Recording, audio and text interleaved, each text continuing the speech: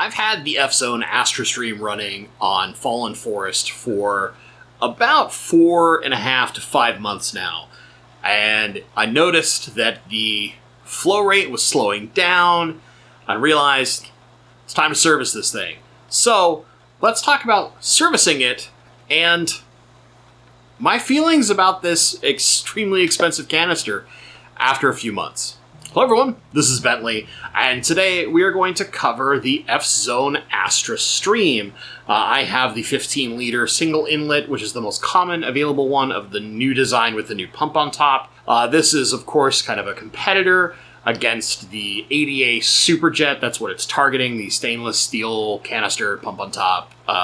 Similar in design to a lot of Eheim canisters, etc. But let's talk about my feelings with this canister now and after having done my first service on it, now that I've had it running for a few months. Let's go into some of the footage of me doing some service on this thing outside, and then we'll come back and talk about all the pros and cons and whether or not I would actually recommend this filter to folks who want to have a high-end canister filter. Okay, so we're going to start servicing Fzone Fancy Boy here, the AstraStream. First thing I'm going to tell you, other than the quick disconnects, the Eheim style are great. They make it really easy to have minimal spillage, which is really nice. You get a little bit, of course, it's going to get trapped between the two connects in this kind of area where your screws go in place, but it's a tiny amount. This thing, full of water, extremely heavy. And we know that these clips are under super high tension. So this might be a little bit of a bear to get open.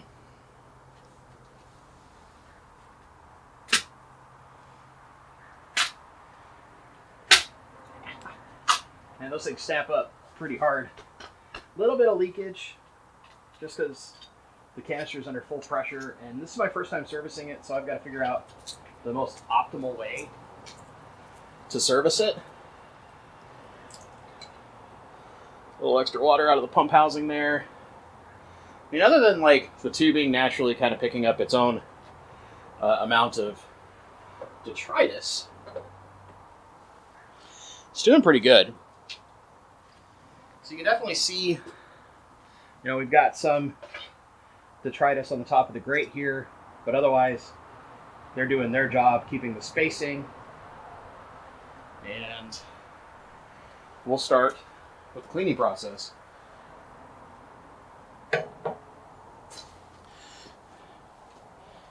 So again, we have our little bio effects. I don't know how well you can see the color, but you know how good ceramic media gets a kind of a light brown. Those sponges are doing a great job of keeping detritus out of here. There's really minimal bits of detritus in here to a point of where I don't even think I necessarily need to rinse the media.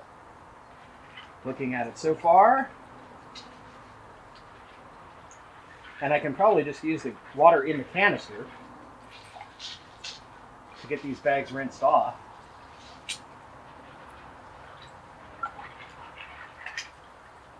Yeah, this is looking great so far. I have so many bags of media, I have to set some down.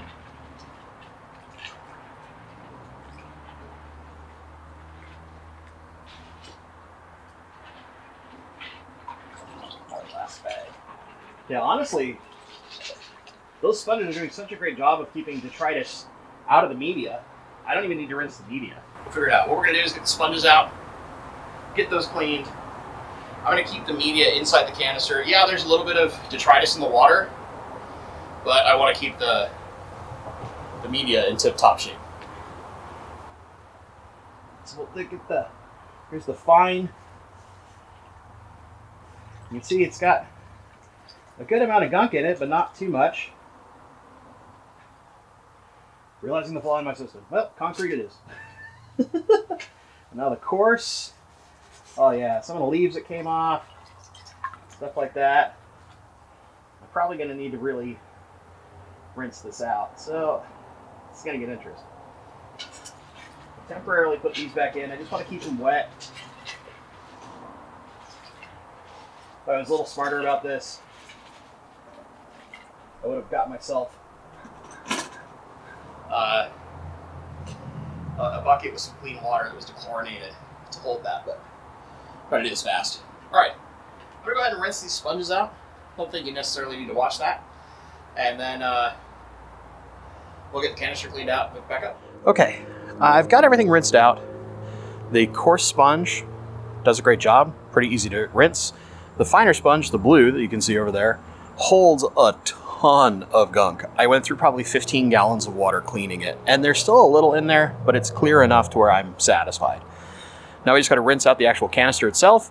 You can see there's not very much muck on the seal, but we're gonna check that just in case, get some of that extra leaf litter and stuff you see floating in there out, and then we'll be good to reassemble everything and get it back up and running. So there you go. There's servicing the filter, and not in full, right? When I brought it back in, I had all the media back in it. I drained some water from my tank using a simple siphon just to fill it back up. It holds a lot of water, so it takes a little while to refill it. And then from there, it was just a matter of getting everything back, snapping the lid back in place. It was pretty easy to actually snap the lid back in place. Just it has that strong pressure seal, those clamps. So you want to do them 2 at a time. You don't want to do 1, 1, 1, 1. Do 2, and then 2.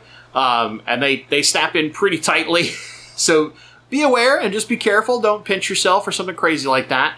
And then from there, it's just a matter of firing the pump back up and getting everything going. You will want to, like, a couple of tips on this, like when you're servicing this thing, make sure that your inlet pipe has enough water over the top of it so that you can have water come in from the tubes as you open those valves back up, right? The quick Eheim disconnects, and let that water fill up and get into the main housing if you didn't have it perfectly to the very top, which can be a little bit of a guessing game as far as like getting it perfect, but once you've done it once, it's not that bad. And then from there, it's just firing the pump up and letting it get up to speed. Servicing this thing is easy. Other than like when it's full of water, it's heavy. You know, it's a stainless steel canister, it's already heavy. Now you've got it full of a lot of media. Those sponges that I found, the Pond Boss sponges that you can get on Amazon, are perfect. They're relatively easy to clean, although I will say the medium sponge, so the blue sponge, not the big coarse one, it took a lot of rinsing to get that thing clean just because it can hold so much in it. The coarse sponge rinsed out relatively quickly. I probably used about 5 gallons of water rinsing it, whereas the medium sponge probably had to go through enough water out of my garden hose to fill up my 5-gallon bucket that I had it sitting on 3 times. So about 15 gallons of water. And I know in some places where you might have water restrictions, that might be tough. I mean, you could just sit in a bucket and squeeze it and squeeze it and squeeze it, but it's a little easier for me to like sit there and power jet it out to really clean it as much as possible. And I'm keeping my media wet, so I'm not really worried about my bacterial colony. The sponge's bacterial colony isn't what I'm stressed about. And long term, I think if you didn't want to have physical media in the sense of like ceramic rings or any of that kind of type of media, I have the bio effects from Fluval, which I'll do a separate video on that in particular. But you could just do 2 of those packs of sponges and go like coarse, medium, medium, and I think you would still have phenomenal filtration out of this thing. Other than that servicing, just the fact that it's like heavy when it's full of water because it's a stainless steel canister, now it's full of media and it's got a total capacity of 15 liters, so it's holding a decent amount of water. It's going to be heavy. That thing was probably 50-ish pounds when I was carrying it outside to do my work. Not that it's crazy, we're not talking something really insane, but that's just compared to, say, other canister filters out there. That's about the similar weight, I would say, to an FX6 when it's full.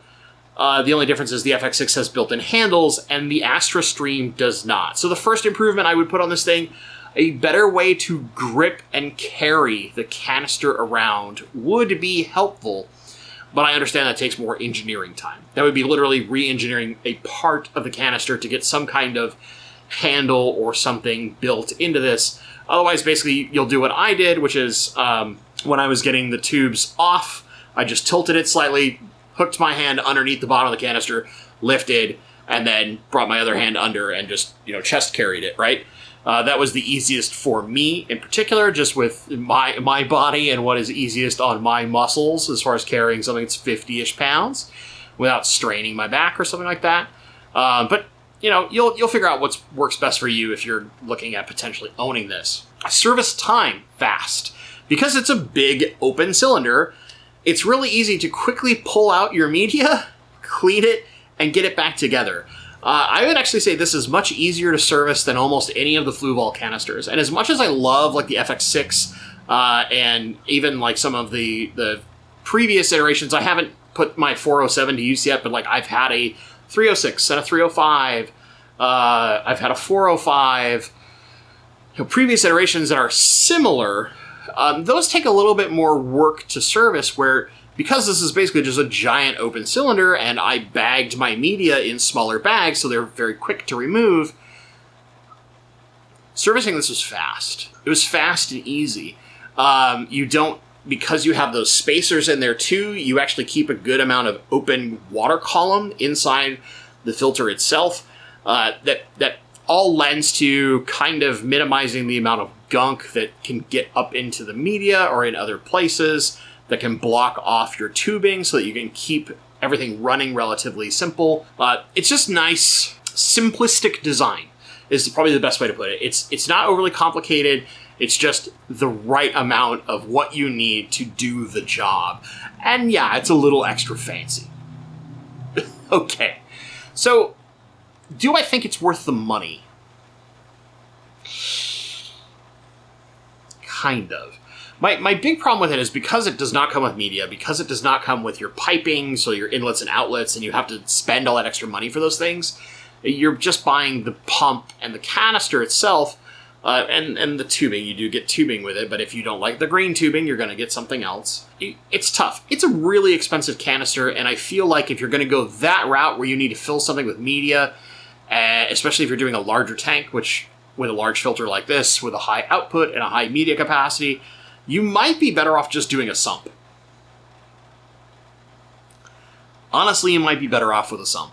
That would require probably more cost than this to put together because you will need an external pump and things like that. But if you're going to go that crazy, maybe you just go all the way. Now, for those who want them for the aesthetic purposes, they want that beautiful like stainless steel look that looks kind of fancy compared to the standard piece of aquarium equipment.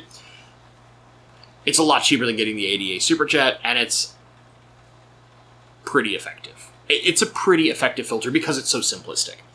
Now, let's talk about some other long-term experiences I've had with this filter, and some of the negatives, mostly. So as far as positives are concerned, the fact that you have a DC controllable pump, so you can control the pump speed, is really nice. That makes it a lot easier to set flow rates the way you want it for each given tank. Let's say you're not using a 40 breeder, you're using a bigger 125 gallon or something like that. You can push that pump speed higher. The fact that you do have to buy an inlet and outlet means you can put on whatever type of hardware you want. So you're not constrained to what is provided with the canister, but you still have to spend extra money, which is kind of a negative. So there's like a positive and a negative at the same time. I went with some glassware. My skimming inlet has been kind of blah, so I might actually replace that just because the quality of the one I purchased is kind of But the outlet's been great. The Lily pipe has worked fantastic. The only problem that I've run into is because the skimmer often like sucks completely down and it isn't actually bobbing correctly without letting in too much air, I either get excess leaf like litter and stuff in there, or it'll sit bobbing a lot and it brings a lot of air into the canister, and then that will air the pump out because too much air ends up in the top of the canister and now it doesn't have enough water flow and it will trigger and stop itself. The good news, it triggers and stops itself. The pump is smart enough to realize it doesn't have enough water and just shuts down until you try to do some work and address it.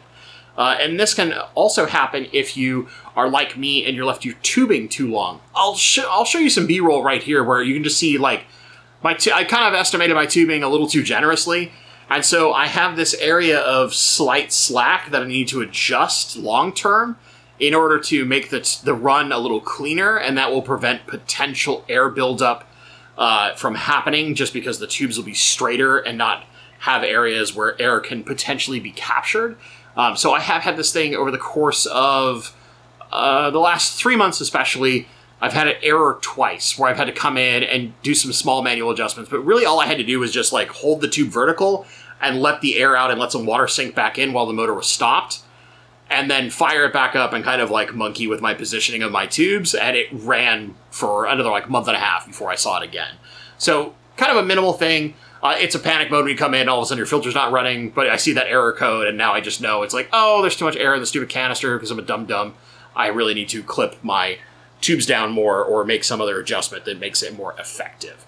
So user error more than an actual problem with the pump, and it's a benefit that the pump is smart enough to realize I need to just shut down and require manual intervention. However, if this were to happen while you're away on vacation,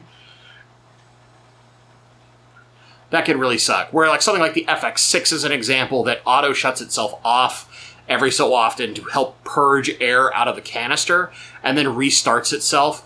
A feature like that might be helpful in this particular pump, in its software, if they could do like the next generation of its firmware, in order to prevent this kind of issue from happening to maybe users that don't pay as much attention, or if you're going on vacation and you want something that's slightly more like dum-dum proof. Actually, Bentley proof. Make it Bentley proof, right? I guess the last thing I would say in regards to the Fzone AstraStream, it's certainly not designed to be like in a racking system like I'm using it here. So I don't think this is a negative of the pump necessarily, but or the canister itself, but because of its height, it might not fit some cabinets that people would want to put it in. As an example, like with the pump and everything, it really can't fit under my racks. So if you were trying to do something in like a racking system like this, because of its height, much like things like the FX6, it won't fit in certain areas. But most canister filters like this are probably going to go in like more display aquariums where they're higher up. And so that's not likely to be an issue in what probably their target audience is.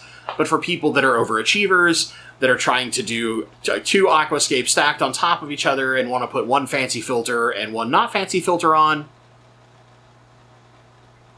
yeah, it's me. That's where you could run into like a logistical problem where it's like, well, my filter just doesn't fit under one of the racks, so it's just kind of sitting out front with my CO2 tanks, and I just got to deal with it. It might be unsightly, if you will, as you've seen in B-roll.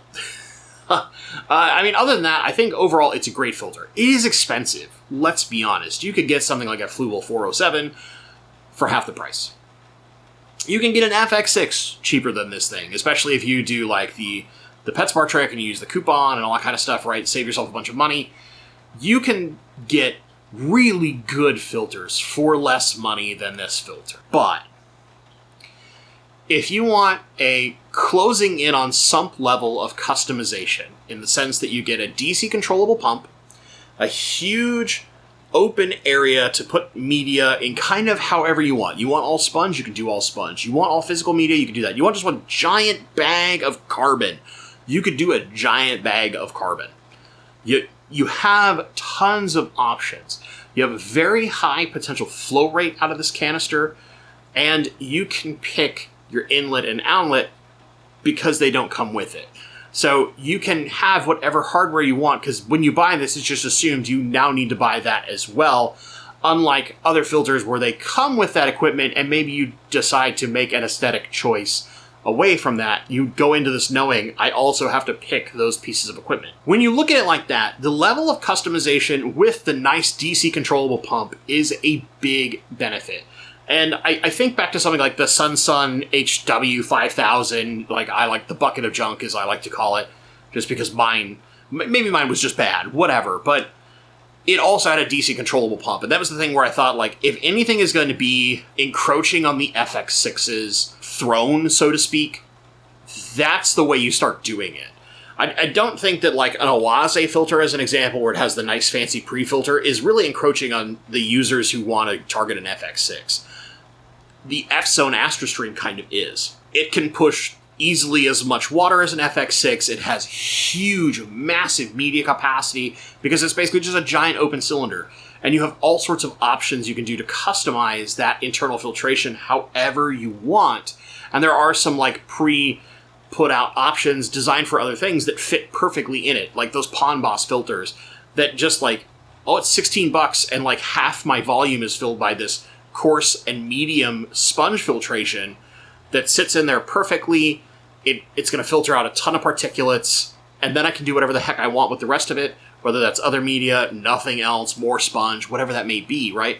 That customization that's nigh on sump level, not truly to the level you can with the sump, but still for a canister filter, it's more on that range with the DC controllable pump. And it's a relatively smart pump in that when it triggers problems, it just shuts itself off and protects the pump instead of you burning the pump out. I really struggle to look at that as being hard to beat. I mean, the cost is there. We have to be really, really clear here. The cost on this filter is there. It is expensive, especially when you account for like, well, I've got to add my media, that's going to cost me this much money. Now I've got to add the inlets, that's going to cost me this much money. So if you don't get it on a good deal on Amazon or something, it gets spendy fast. But you're also getting a high level of customization that you don't have with a more plug-and-play canister filtration option or even hang-on-back filtration option. And it is unique in its appearance. It is a pretty looking thing with that big stainless steel canister. So the fact that you can do that, and you probably only need to service this thing unless you have a really crazy bio load, like once every 4 to 6 months. Mine was running for close to 5 months, and it really wasn't that clogged up. There was not that much detritus inside it in the grand scheme of things, and yes, I don't have a really high bio load in this tank, but still, it was getting some plant matter getting into it. We've had algae outbreaks we've fought. It gets a decent amount of fish food. It's got CO2 and plant growth going in there. So there are things that can add to that bio load and that general muss. And like, there's tons of driftwood in this thing that is decaying so slowly. As we do water changes and stuff, more of that particulates are getting into the filter. And even then, it's just like, it could just handle so much that I honestly think it's worth it. If you're looking at a high-end canister filter, I think you need to seriously consider the Fzone AstraStream. Now, granted, I think if you wanted something a little simpler and more plug-and-play, and you want that more premium level, you probably want to look at something like the Awase, because the pre-filters make your maintenance just so easy. Other than unclasping and clasping this thing, maintenance on it is fast. It is way faster to maintain that thing than it is for me to maintain my FX6. If I were to clean my FX6 at the same cadence, it would probably take me double the time to do the maintenance on the FX6 that it does on the Fzone AstraStream. That says a lot to me. It's a big open cylinder. It's easy to access all your stuff, especially if you put all your media in media bags and you have 2 giant sponges in it like I do, or you just do all 4 sponges. Servicing this thing's a breeze. It's so much easier than the tray systems for the FX. And the tray systems are designed to make it more convenient, but because of the way they're designed, cleaning the sponges out in the FX, which I look at as like a primary competitor, just takes more time. The Awase is probably the fastest to service, because with that pre-filter you can service it so quick and basically ignore the main body of the canister for a year plus at a time. You really don't have to service that as often if you're really on top of servicing your pre-filters. But what I will say is that repriming the Awase is way harder than firing this thing back up. Firing this thing back up, because it's those quick connects, it's literally just tilt, water flows back in. If you already pre-filled it back up near the top, that's fast. Turn your pump on, fires like that. It doesn't have a siphon kickstart like the Awase does, so if you don't pre-fill the canister and have your tubes ready to drain some extra water in, yes, you will have to do a lot more work.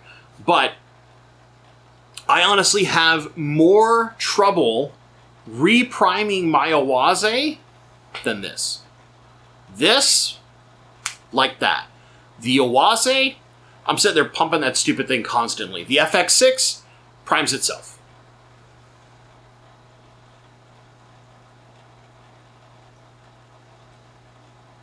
I think if you look at those things as a pro and con, it tells you a lot about what you need to know for this filter and whether or not it's worth it for you. For me, would I buy another one?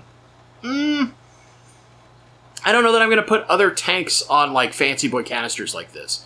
But if my goal was to have lots of display tanks and use canisters on them, I would seriously consider this filter over almost everything else because of the DC controllable pump, ease of maintenance, massive internal capacity.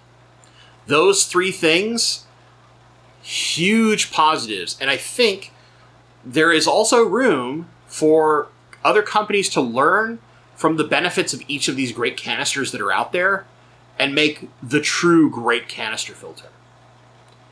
But for right now, you got to pick. And if you're going to go with the Fzone, I don't think you're going to be let down. I also don't think you'll be let down with the others as long as you pick them for the right reasons. So there you go. There's my thoughts on the Fzone AstraStream. If you like this, I'll do another update, probably the next time I maintain this thing, just to talk about, has there been any other cons or pros or things that have happened? Have I made changes in the aquarium that have justified other changes in the filtration, etc., etc.? But I'd love to hear your comments down below. If you own one of these filters, do you like it? Do you think that I'm accurate? Maybe you don't own this filter and this is made you go maybe I'll consider it, but it does still seem a little expensive, because don't get me wrong, this is an expensive filter. But it's not the $1,200 the ADA SuperJet is, so, that's nice. $1,200 for a filter. Good God. That thing better be able to handle a 600-gallon tank with no problems or some nonsense. I don't know. That's unreal what they charge for that thing. Anyway, getting off topic. If you enjoy this, give it a like. Share with a friend if they're looking for their next canister filter, and maybe they're considering the Fzone Fancy Boy. This is totally not a sponsor thing. I paid for all this out of my own money. We'll show the setup, all that kind of stuff, be able to corner. As always, guys, thank you so much for watching, and stay awesome.